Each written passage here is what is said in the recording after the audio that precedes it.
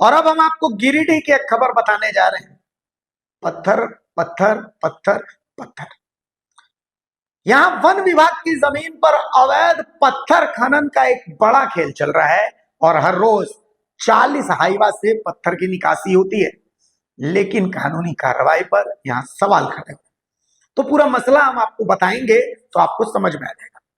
गिरिडीह जिला है। गिरिडीह जिले के तीसरी थाना क्षेत्र के अंतर्गत चंडली गांव है।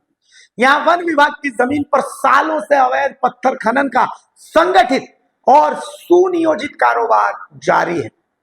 यहां स्थानीय ग्रामीणों और सूत्रों के अनुसार इस अवैध खनन से हर रोज लगभग 40 हाईवा मतलब समझ रहे हैं, जो भारी वाहन होते हैं उनमें पत्थर की निकासी की जा रही है। इतने बड़े पैमाने पर खनन के बावजूद प्रशासन की ओर से ठोस कार्रवाई नहीं होने पर गंभीर सवाल खड़े हो रहे हैं।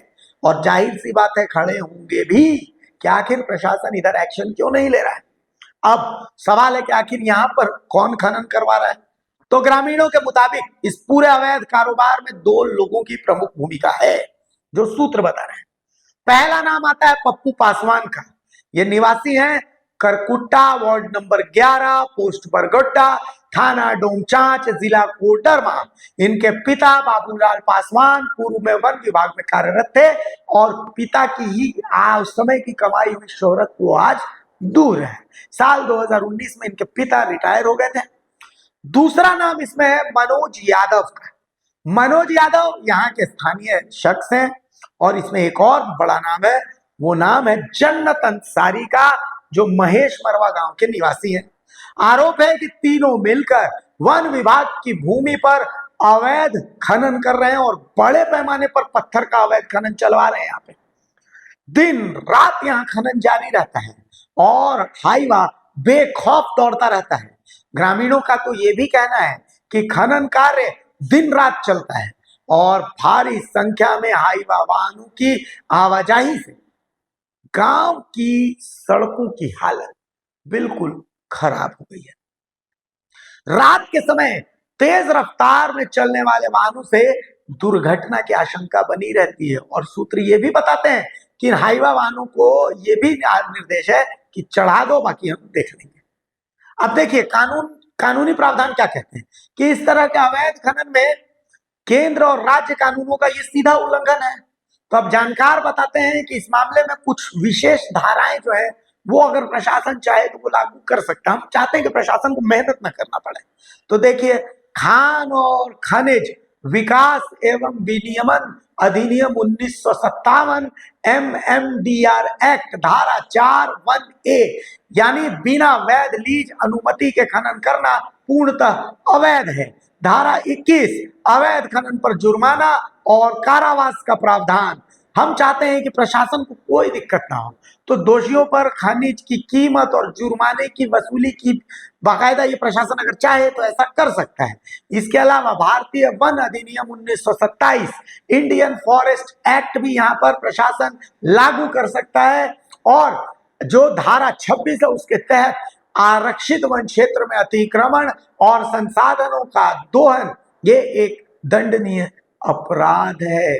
धारा 33 संरक्षित वन क्षेत्र में अवैध गतिविधियों पर कार्रवाई।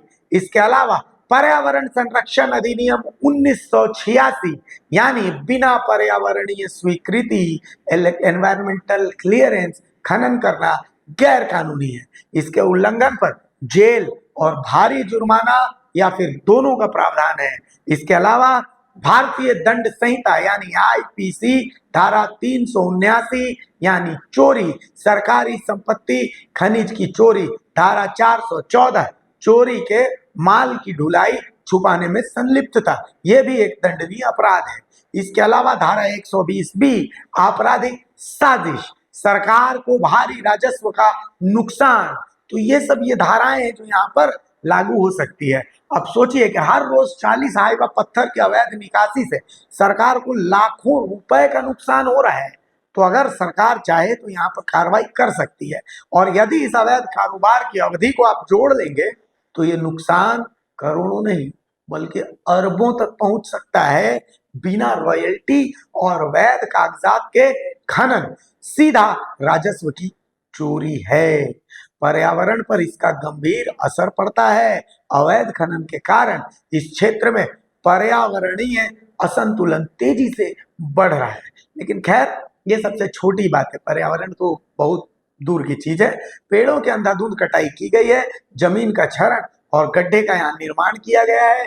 धूल प्रदूषण से लोगों में सांस संबंधी समस्याएं भी पनपने लगी हैं और जल स्रोतों पर इसका प्रतिकूल प्रभाव भी पड़ रहा है।